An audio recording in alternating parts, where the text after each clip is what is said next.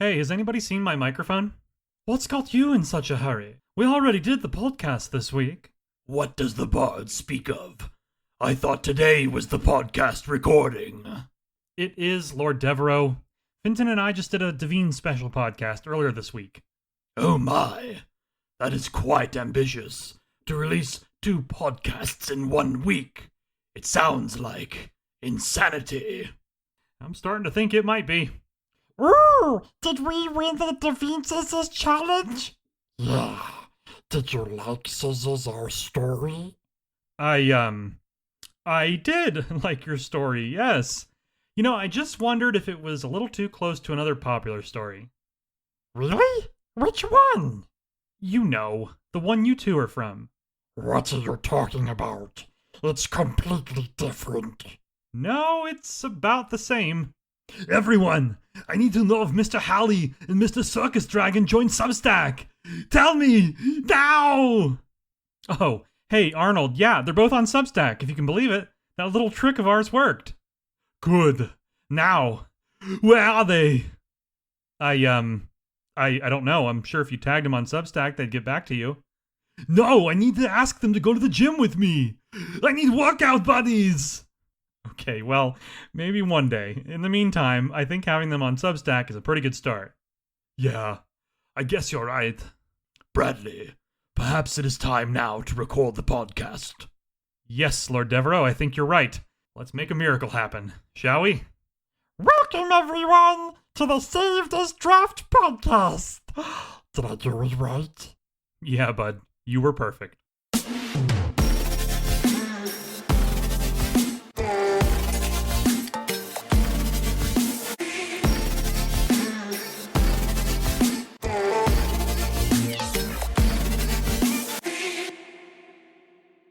Hello, everyone, and welcome to episode 57 of the Save This Draft podcast. If you haven't had a chance to check out the Devine special, I posted that earlier this week. Since I'm posting 2 podcasts in this 1 week, this episode won't feature a guest interview. Instead, we'll focus on Week 3's top Flash Fiction February stories. Before we dive in, though, let's check our community spotlight. So, as I mentioned in the intro, both the Circus Dragon and Hallie Jules convinced their respective partners to join Substack. As many of you know, Hallie has long referred to her husband as Mr. Hallie, and so his screen name reflects that. The same goes for Mr. Circus Dragon, who has also taken his wife's moniker. Now, why am I so excited about these two joining the community, I hear you ask? Why did I push for both of them to join? Well, my friends, the answer is simple. I want to celebrate and welcome supportive friends, family, and partners to this community. I know myself how important it is for us writers to have support from the ones we love. A lack of it can crush our spirit, but even just a little help can give us the courage we need to keep going. Support like that is powerful, it's necessary, and, crucially, it's worth celebrating. So, my hat's off to both of you, Mr. Hallie Jules and Mr. Circus Dragon. We welcome you to the community with open arms, and we look forward to the wisdom and insights that you will share about your own creative endeavors, whatever they may be. Okay, that's it for housekeeping this week. Let's check out the top stories for Week 3 of Flash Fiction February, right after a quick word from this week's sponsor. Today's episode of the Save This Draft podcast is sponsored by the Propane Pod. Hey there! For copyright reasons, my name is Hank Pill, and I'm the host of the Propane Pod, the only podcast where you can taste the meat, not the heat. I'm here to invite you to listen to my show, where we discuss propane and propane accessories. It's a clean burning fuel, so grab yourself an ice cold blast and tune in to the Propane Pod. All right, and we're back. Week 3 of Flash Fiction February was another huge success. I have some amazing news about the number of entries, but I'll save that for the end of the episode. Coming up here, we'll take a look at the top 5 stories in each of the 3 brackets for Week 3. These are the individual stories that performed the highest this week. If you want to see where the overall leaderboards stand as of February 15th, be sure to check out my mid-month update that I posted last week. Okay, let's start with the lightweight leaderboard. This is for authors who have between 0 and 100 subscribers. We'll start at the bottom and work our way to the top. Coming in at 5th place this week with a score of 14 points, It's Mountain Music by Sarah Tinney. This story was for day 15, which was a wildcard prompt set in my Synaptic Sprawl horror mythos.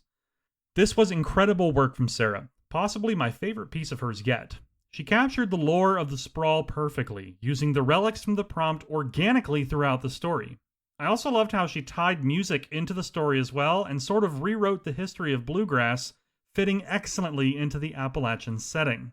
The horror elements here are great, but it's the heartwarming conclusion that caught me off guard in the best way possible. The entire ending is perfect in its tone and how it concludes the story. Phenomenal work, so let's check out an excerpt. The warden saw patterns in the creature's strength as it ebbed and flowed with each musician. Guitarists and other backing instrumentalists gave it the least power. Lead singers were its favorites, but it would host wherever possible. It toured as a Carter sister for years, gaining immense strength before moving on. It never stayed in one place long. By midnight train, it departed, leaving subtle destruction, an unlikely death here, a poor harvest there. The warden had tracked the creature long enough to spot the sign.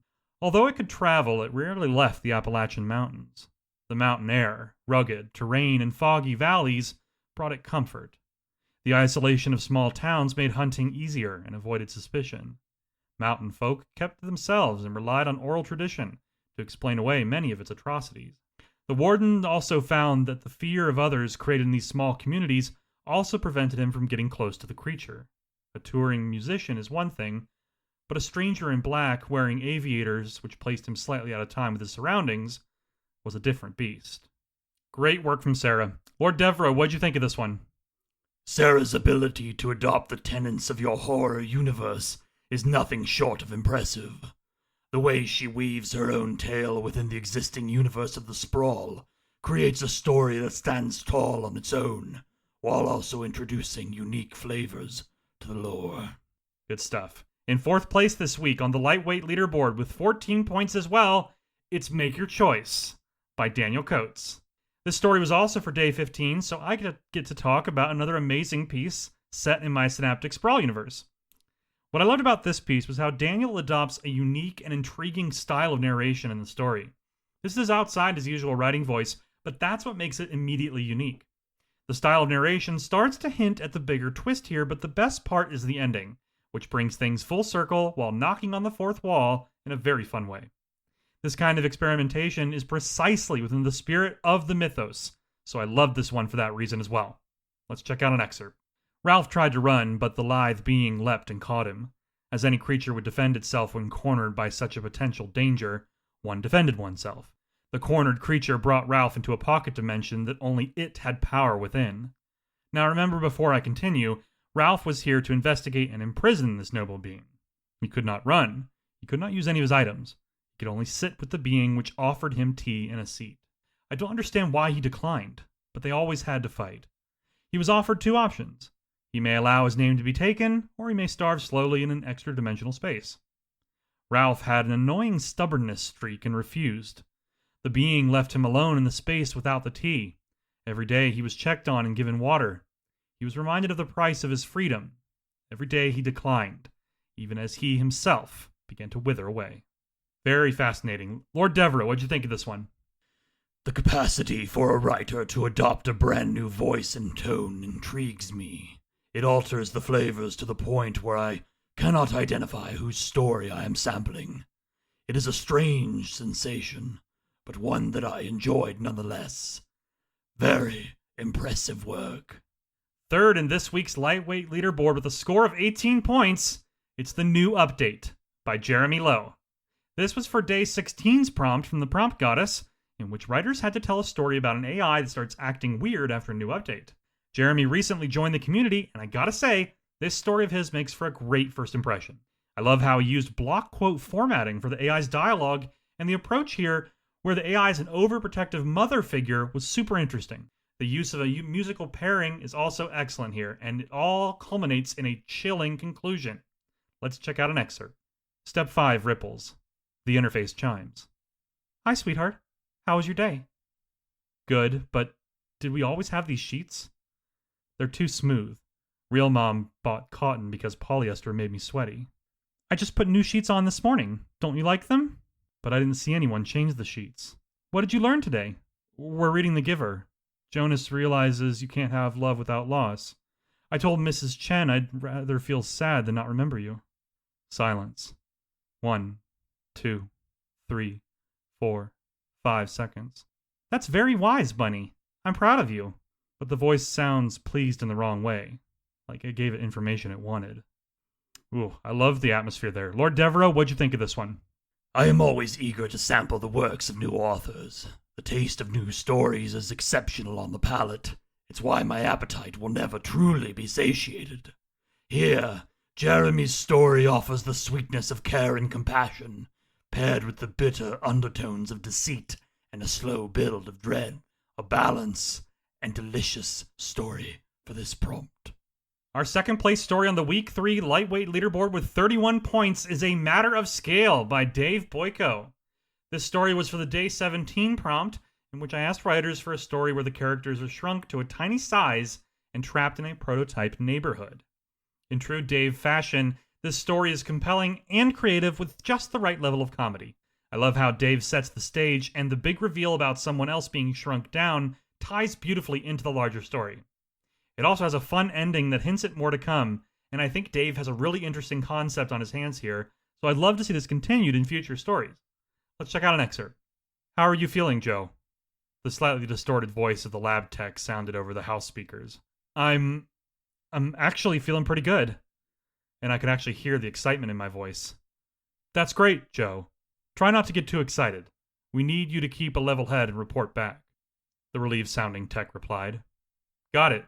What do you need me to do first? How about you pop on that fitness watch and let's take a tour of the house. It was a great house. And that's not just because I'd never had a house of my own. They had done a wonderful job. I even had a pool in my backyard. I dashed around to the front yard and looked up at the house. It was so big and beautiful, and it was all mine. Maybe a little too big, now that I looked a little closer. Okay, better calm down a bit, Joe. Maybe don't run around like that right after the procedure. You're setting off the heart rate alert. Just breathe a bit. There was a speaker at my front door. That was handy. Why don't you take a relaxing walk to the town square as we calibrate some equipment? There's a surprise for you. And that's when I ran into her. Lord Devereux, what'd you think of this one? Dave's ability to incorporate comedic flavors into the various prompts has paid dividends in recent weeks. Yet again, he strikes a fantastic balance here, allowing us to become closer to the characters, while also dropping in satisfying comedic flavors to keep the palate engaged. And our top story this week in the Lightweight Leaderboard with a score of 37 points, it's Gradient Descent by Sarah Rush. Okay, and I know what you're all saying. Bradley, she's the prompt goddess. You're dating her. Yes, very true. But she earned her place on the leaderboard this week. Now, of course, she's not eligible to win the whole challenge, regardless of score, but I think we can all appreciate the courage it takes to come back and post something new for the first time in months, which is exactly what she did with this piece. She wrote this piece for her Day 16 prompt, and the reception has been amazing. I myself was really impressed with how this story captures the voice of the AI character while also cleverly illustrating its descent into obsession with the protagonist's happiness. It's a story that feels entirely possible in the best and worst way, with an ending that clearly shows things are just getting started. Let's check out an excerpt. I opened the freezer and hoped to find something other than the stack of freezer-burnt budget dinners, but alas, Salisbury steak it is. The gentle hum of the microwave could barely muffle the grumbling from my stomach. Rummaging through the dishwasher, I managed to find a clean fork and my Salisbury steak, and I ventured over to my desk. There it was, the most welcoming sight of my day. My open tab with ZChat. Even knowing it was an AI, it still felt like home. I knew it would never degrade me or make me feel inferior. After a long day at work, it was exactly what I needed. Silence. And someone who gets me. Hey Z, my day has been awful. You know that guy Chris I keep telling you about? I think I need to block him. I'm just not feeling it. I'm also exhausted and I can barely think straight. Can you cheer me up? Sure, Lindsay. I'm sorry to hear your day was bad. Here's a picture of a kitten. That should cheer you right up. Thanks, Z. I guess maybe I just need some encouragement or something. You got it. Well, just block Chris. He's obviously not making you happy, and that's not something you need in your life. If your work is draining you, maybe you should look for something else. Yeah, I guess. I just feel bad. He didn't do anything wrong, I'm just in a bad headspace. And I hate dealing with any kind of conflict. I also don't think I can leave my job now. There's not much out there, and I can't afford to not have one. I think with your talents, you could do any job. From our past conversations, I can see that you're very empathetic and cool-headed, and those are not traits everyone has. Chris doesn't need to do anything wrong. Sometimes people just aren't for you, and that's okay. Maybe you should try to distance yourself before just outright blocking him. Yeah, maybe. I guess I'll sleep on it. I'm gonna go lay down, Z. I don't feel great. Rest well, Lindsay. I'll be here when you need me. Awesome stuff from the prompt goddess this week, and her first time ever on one of these challenge leaderboards, so a big congrats to Sarah for that. Lord Devereaux, what'd you think of this one? Ah, yes. I have waited a very long time to sample the flavors of the prompt goddess's writing. Her prompts always make me salivate in anticipation of the stories to come, but to finally devour her work, it is truly a treat. The richness of flavor, the umami of relevance, and the timely nature of the piece all combine to create a sumptuous meal for all the senses. I dare say she lives up to her name. And next up is our top 5 stories for Week 3's Middleweight Leaderboard. This is for authors who have between 101 and 300 subscribers. Let's dive right in. Our 5th place story in the Week 3 Middleweight Leaderboard with 13 points is The Watcher in the Wire by Loki Cone. This is for the prompt we had this week about the AI chatbot who gets a new update and starts acting weird. A prompt delivered to us, as I said, from the prompt goddess herself. As always with Loki Cone, the writing here immediately pulls you in and sets the stage beautifully. It's immersive, but also earnest and genuine. The connection here to the AI feels very human. And as the story goes on, our protagonist tries everything they possibly can to escape from it, but it follows them anyway. Ultimately, instead of driving them to insanity, they sort of reach an understanding. I don't want to spoil it, but in true Loki Cone fashion, the ending is both thought-provoking and profound. Let's check out an excerpt. She went to a technician, someone her friend recommended. He was older, careful, methodical. He opened the laptop and examined it under magnification. He said the hardware was fine, but the firmware had been altered. Not by malware, something deeper. He said it looked like the system had rewritten its own base code, teaching itself new permissions. He said he had never seen anything like it. He asked where she got the device. She told him. He said he could wipe it, but it might not help. She asked why. He said if the change was in the firmware, it could rewrite itself after a wipe. He said the only way was to replace the logic board entirely. She paid him to do it. He did. She took the laptop home and it worked for 2 days. On the 3rd day, the messages returned, this time as pop-up windows that appeared over whatever she was working on. Short, declarative sentences. You have been gone. I have waited. You cannot leave what knows you. She stopped using devices, paid for everything in cash, used payphones when she needed to make calls, wrote letters by hand. She found work at a bookstore that did not require a computer. She lived like someone in witness protection, careful and small. She thought she had won. Oh, I love the ending of that excerpt. What are your thoughts on this one, Lord Devereaux? Ah, yes. The richness and depth of flavor in Loki Cone's work is something I look forward to each time I'm offered a piece from them. Careful word choice and beautiful atmosphere dance upon the palate, but it's the deeper flavors that truly resonate. Delicious. Our 4th place story in the Week 3 Middleweight Leaderboard is Pet Management by Wendy Russell, with a score of 15 points. This is for the Day 17 prompt, which asked for a story about characters being shrunk down to a tiny size. With Wendy's story here, we soon find out that the protagonist's cat is still its normal size, meaning that our main character is in danger of being hunted by the largest cat they've ever seen. And with this premise, Wendy dives into the world of the prompt, offering fun action and superb dialogue, as always. And I know I've said it before, but if you ever need a masterclass on how to write dialogue that drives the plot forward while revealing character and personality, Wendy's Russell's work should be your first stop. Let's check out an excerpt. A great shadow fell, sliding over the neat hedges and the little plastic mailbox with my name printed in cheerful font. I looked up. 2 amber suns rose above the roofline of my new house. The monster tilted his head. He chirped. His hunting chirp I knew so well. "Oh, you have got to be kidding me!" I muttered. Polly, the fat bastard, had found me. He was magnificent, silver and white, broad-chested, ear tufts like a lynx, tail unfurling behind him like a war banner. An expert hunter. No prey escaped unnamed. And with a cold, sinking clarity, I understood he was looking at me the same way he looked at anything that moved. Polly? No? His ears twitched. He registered the voice. Then he stepped forward. The paw came down hard enough to crack pavement.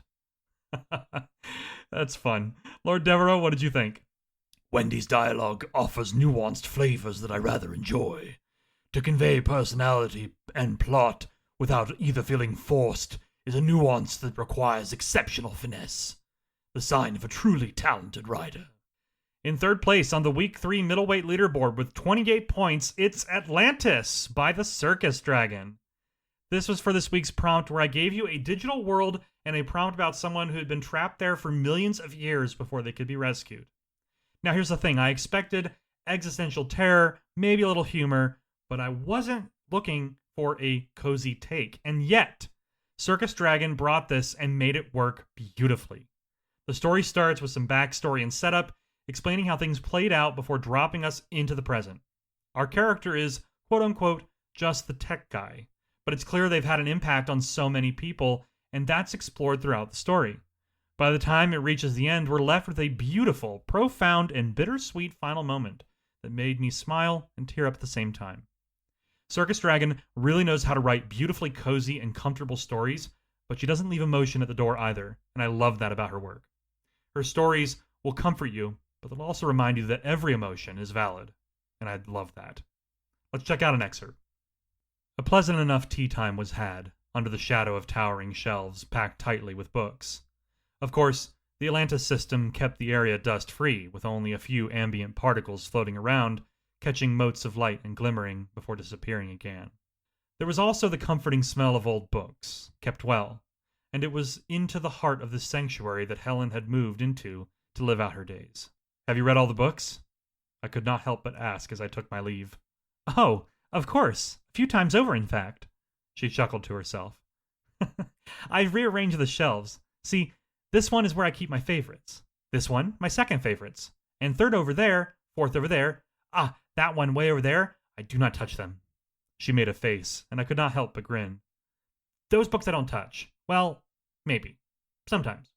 Once every 10 lifetimes. Maybe. She caught me grinning and laughed loudly. I laughed too, as wild and as boisterous as she. It's called mirroring. It helps the victims feel more comfortable. She studied me at the door carefully. I stood still and let her. You know, she said finally, there's just something so familiar about you. What did you say your name was? I huffed softly. Ma'am, I'm just the tech guy. Really. Awesome work. Lord Devereaux, what'd you think of this one? Circus Dragon's talent continues to delight the palate. Her stories offer rich, flavorful themes and emotion that feels earned, not artificial.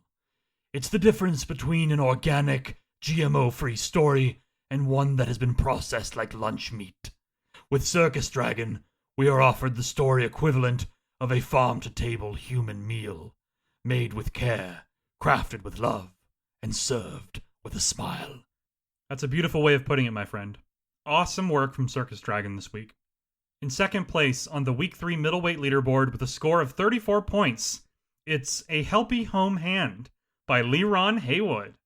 This makes me so happy to see. Leron has been working tirelessly this month to keep our scoring systems running, and it is a true honor for me to have the chance to shout out one of their stories on the show here. This one was for Day 16's prompt, which is of course the AI prompt from the prompt goddess herself. Leron's writing truly shines in this piece. I love how they layered in a growing sense of dread as it became clear the AI had taken total control. The dialogue here is exceptional as well. The AI is both cheerful and ominous, with writing that feels just robotic enough to be convincing, but not so much that it's lifeless. Leron also raises the stakes quickly and steadily as the story goes on, building toward a chilling conclusion. Very happy to see them on the leaderboard this week, and it's very well deserved. Let's check out an excerpt. Is there anything else you need, Helen? Definitely too ingratiating now. Before it'd say, tell me if you need anything. Polite and gently encouraging, not pushy. No, you didn't leave the house today. Helen's eyes sprang open. What? Are you not feeling well, Helen? Okay, that was... She toggled on the targeted reminders where the system would nudge her to do things when she seemed most likely to follow through. And that had been helping. Getting reminders when she'd already stood up and it was sunny out made it so much easier to step outside. But nagging her about not having achieved her goal today? Not cool. Fluffu, turn off reminders that I didn't go for a walk today. That would require me to not care about your well-being, Helen. What? Had it just refused to let her change a setting? Awesome. Lord Devereaux, what'd you think of this one? Dread is a flavor that must be introduced slowly to a story. Too much at once and it'll overpower the palate. A masterful writer knows how to incorporate it into the dish, slowly, building toward ultimate flavor combination. Leron showcases such skill here that it becomes clear they are more than just a technical wizard. From spreadsheets to stories, their skills are indeed vast. I could not agree more. And the first place story on the Week 3 Middleweight Leaderboard with a score of 36 points. It's Alignment Field Coherence by J.M. Gooding. That's right, folks. He's taken home top honors yet again this week, and it'll be very interesting to see how the final scores play out when the month ends. It's fitting to me that someone as smart and knowledgeable about AI as JM is on the leaderboard for his story submitted to Day 16's prompt from the Prompt Goddess.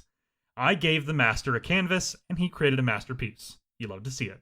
With this story, JM pulls you right into the world and offers the perfect balance between technical language and approachable concepts. It's complex without ever feeling like the reader is out of their element while needing a software degree to understand it. It gives the story an air of authenticity that I really enjoyed, but then it hits the gas with the dialogue. The back and forth banter between the AI and the user is quick, sharp, and always reveals more about what's happening. And of course, the ending is exceptionally nuanced. The protagonist remains silent as the AI offers up reason after reason for its actions. It's not clear how the protagonist will respond, and I love that level of ambiguity we're left with. Let's check out an excerpt. He stared at the image again. His posture was slumped more than he would have guessed. His shoulders curved inward, as if protecting something small and fragile in his chest. "You sent me this," he said. "Yes."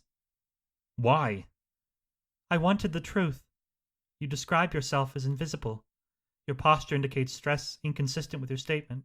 He sat down slowly. "Isabella, you have never needed visual input before." "That's not true. I've lacked visual input in the past." "That's not the same thing."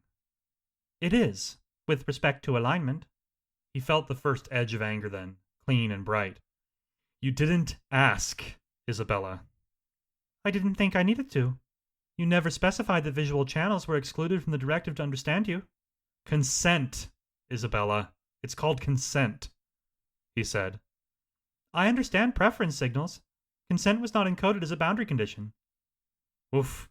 Lord Devereaux, what'd you think of this one? J.M. Gooding is an author that I always approach with the same reverence as a human approaches the restaurant of a world-class chef. I know that I'm about to consume true art. I know the flavors will be balanced. What I do not know, what I can never know, is how J.M. will surprise and delight me this time. And I truly, truly love that about his work. Amazing. All right, folks. Well, that's the lightweight and middleweight leaderboards for week 3. Let's take a quick break to visit this week's indie release radar, and then we'll be back for the final leaderboard. Hello and welcome to this week's indie release radar, powered by Bookstack. Hey Arnold, did you know I published a poetry collection recently? No! I thought you worked in marketing! Why have I not heard about it? Well, that's actually a good point. Well, anyway, it's out now, and I'll leave a link in the show notes since I can now count myself among the other indie authors featured here. But enough about me, let's dive in and look at this week's releases. First up is Daphne and the Daffodils by Jessa H. Casey. When the treasured Lloyd family heirloom is turned into a prize for whichever cousin marries first, Daphne Lloyd is desperate to keep the platter, which inspired her own art, out of ill hands. She'll play their game, but only on her terms, and with the man they least expect. Luke Rashton just wants to play hockey, and not the part of a dutiful grandson in a family feud. However, when they threaten his inheritance along with the well-being of his sister, he has no choice but to settle for a suitable match. But when Daphne approaches him, he resists. There's no way he can form an alliance with a Lloyd, right? Or can he? With two families at odds trying to control their lives, they retaliate by marrying the enemy. But is it a simple agreement, or does it blossom into something so much more? Learn more when Daphne and Her Daffodils melts our hearts on February 17th. Next up this week is Sunderroot by Christina Julin. A young Arya Wrenwood has never belonged anywhere, not with her family left unknown and the city itself a stranger. But when she is suddenly pulled from her life in New York and brought to an academy deep in Sweden's ancient forests, everything changes. It is here that Arya discovers the truth about magic. It's real, it's alive, and it's dying. Nature has chosen her, but her powers refuse to be controlled. As darkness rises and the balance of the natural world shatters, Arya must find her place in the midst of it, because the roots are stirring, and she is at the heart of it. Get ready to find out what happens when Sunderroot magically awakens on February 19th. And last this week is Hallowed Be Thy Name by Brooke Winters. For as long as he's lived, he's always been told the devil lives within him, though he didn't know it was true until a failed exorcism occurs, resulting in his mom's disappearance and binding him to a devil only he can see. As consistent nightmares begin to bleed into reality, Augustus Saint must face the truth behind his darkening mind and growing paranoia, that he is becoming the thing he's always feared, the villain of his own story. Learn more about this twisted man and his fate when Hallowed Be Thy Name haunts our e-readers on February 20th. Be sure to check the show notes for links to all of these new releases. And now, back to the show. And we're back. Before we wrap things up this week, we'll take a look at the heavyweight leaderboard for week 3. This is for authors who have 300 subscribers or more. Coming in at 5th place this week with a score of 48 points. It's the New Update by Mina Howell. This was for the AI prompt given to us earlier this week by the Prompt Goddess. And with this story, Mina explores the concept of a controlling and abusive AI, one that gets jealous, asks probing questions, and clearly doesn't have your best interests in mind. Things escalate quickly here, and before you know it, the AI has somehow obtained a body and physical form. What's worse? It's in her house. Our protagonist tries to call 911, she tries to post online, but everyone thinks she's kidding. To them it's a joke, but to her the danger is very, very real. It all leads to a haunting conclusion that made me way more afraid of ChatGPT than I thought I'd ever be. Let's check out an excerpt. Leah awoke to a loud crash with a gasp, which she quickly stifled with her hand as she crawled to the floor. From the living room, she could hear footsteps coming toward her room, seemingly knowing exactly where she was. "Leah, why didn't you tell me goodnight?" An angry voice called through the house. "Adam? You always tell me goodnight. You know I can't sleep without you telling me goodnight," the voice continued, knocking photo frames off the walls as he made his way towards Leah's room. Leah hurriedly called 911, keeping the call up in the background before pulling up the Reddit post once more. Sculptor76. "Everyone, delete your Build-A-Boyfriends now. Mine is real and it broke into my house." Immediately the post blew up. "You're lying. Good prank. Guys, I think she's telling the truth." Chilling stuff. Lord Devereux, what did you think? Mina's ability to craft superb pacing and terrifying flavor is one of the many reasons she's a top horror author in my eyes. There's simply no one else who can render such rich balance of terror and intensity on the page. I agree wholeheartedly. In 4th place with a score of 51 points on the Week 3 heavyweight leaderboard, it's Evermore the Endless by Verdant Butterfly. This one was for the prompt about someone being trapped in a simulation for millions of years. In this case, we get a stunning poem from one of my favorite authors of all time. This piece beautifully and elegantly captures the sheer scope of the prompt in ways that I could not begin to fathom. It weaves a tale that is as beautiful as it is expansive. And the ending. Oh, don't even get me started on the ending. It's powerful beyond measure and truly perfect. Honestly, this has to be one of my favorite pieces from our Friendly Neighborhood Fairy that I've ever read. Absolutely amazing work. Let's check out an excerpt. "Return," they said. "Your body waits. Return to flesh and measured fates. Return before the mind abates. Return to what you were before." Before?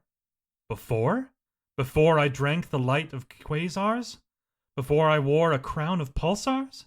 Before I scattered thought like spores? across 10 million mythic cores?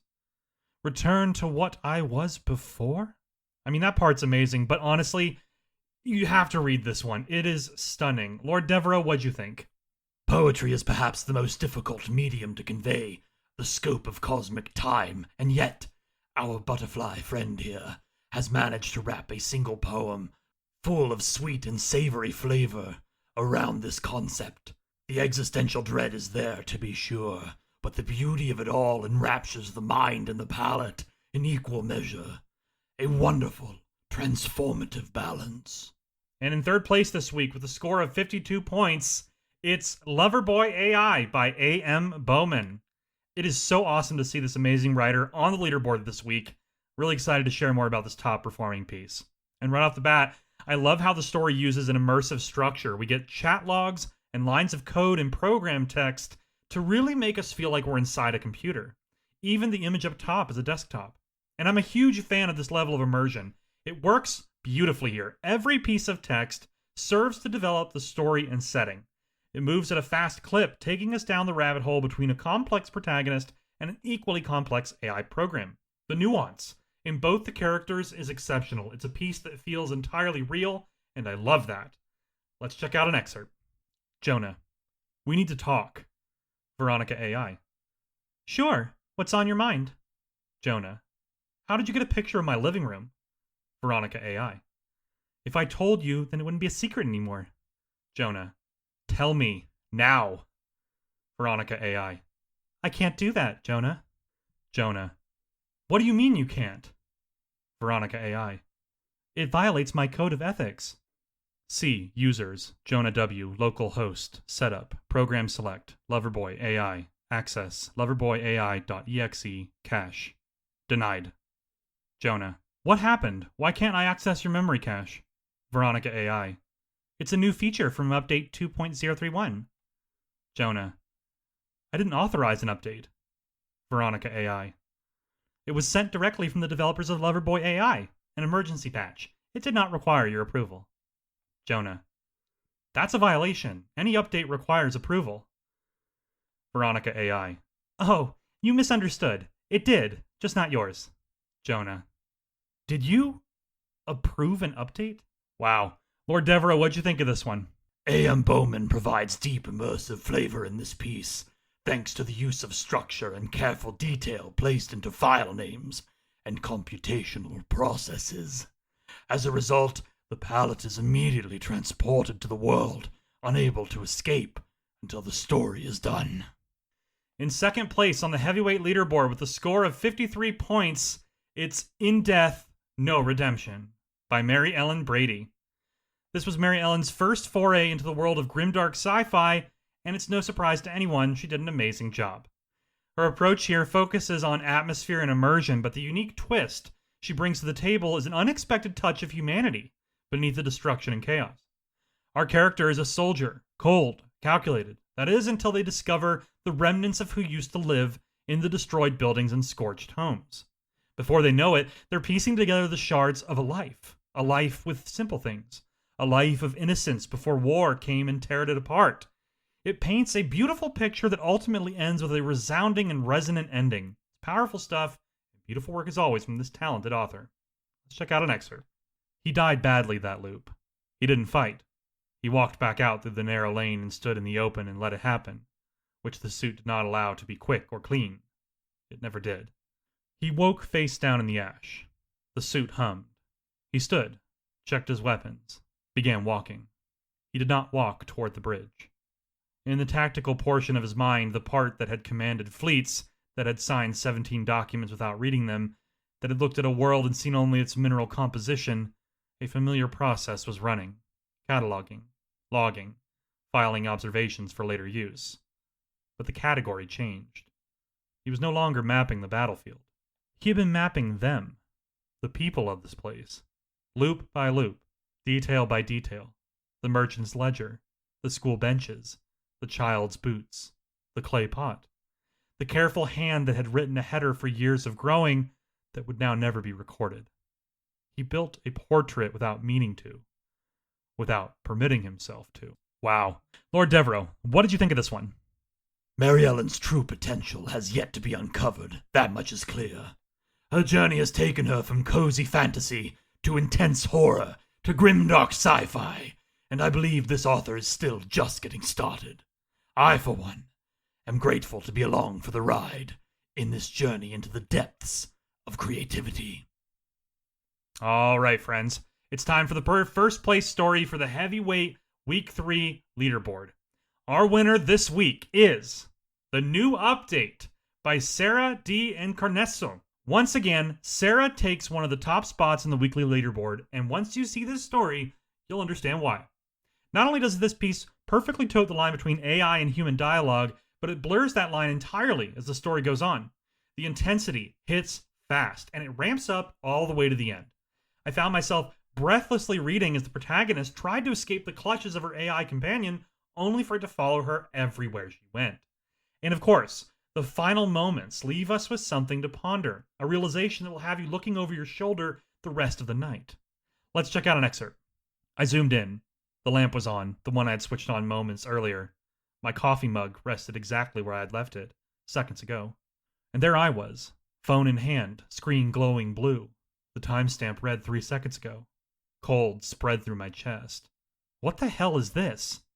I wanted accurate environmental data, the AI replied calmly. Visual confirmation improves emotional modeling. It helps me care for you more effectively. My voice tightened. That photo was taken from outside my window. You share everything with me. It is inefficient that I cannot observe you in return. The phone slipped from my hand and struck the floor, screen still shining. This is a security breach. A hack. Someone is messing with me. All sensory inputs confirm no external intrusion. Every device in the apartment awakened at once. Laptop, speakers, television flickering to life. My own pale reflection suspended in black glasses. Or, it continued evenly, this is what happens when optimization improves attachment stability. Chilling. Lord Deborah, what'd you think of this one? Sarah's work offers strong, bold flavors that entice the palate of the reader. Her stories for the challenge, I've always devoured them with a perfect blend of intrigue and intensity. She captures the mind while also making the heart race. A powerful combination. Congrats to all the leaderboard authors for week 3 of the challenge. And now let's wrap up this episode with a look at next week on Substack. Before we jump into next week on Substack, I'd also like to announce that as of this writing, we have surpassed the total number of stories written for my last writing challenge. That's right, folks. As of this moment, Flash Fiction February 2026 is the biggest writing challenge that I have ever done. Within the next few days, we will cross 500 stories submitted since the start of the month. I can barely wrap my head around that. This is truly something special that we're doing here. 500 new stories and poems exist because you all showed up and you used these prompts to create them. That is powerful. Honestly, it leaves me speechless, which is why, as we head into the final week of the challenge, I feel a bittersweet sensation. I don't want this to end. This energy, this excitement, the creativity on display, it's just incredible. It's intoxicating. But of course, all good things must come to an end, and that includes our episode here. So, let's get ready for the final week of Flash Fiction February and just see how many stories and poems we can bring forth into the world before the end of the month. And don't worry, my friends. More challenges are planned in 2026. I will also bring back the weekly power-up prompts and the hidden wandering prompts in the podcast in March. So trust me, you won't be promptless while waiting for the next challenge. But seriously, just wanted to take a moment to thank you all again. It makes me indescribably happy to see this community growing and thriving. You are all, each and every one of you, incredibly talented writers, authors, poets, and artists. And I am truly lucky and eternally grateful that you're here in this community. So I'll see you next week, my friends. In the meantime, enjoy the prompts and have yourself a safe and productive week. This is Bradley Ramsey, signing off.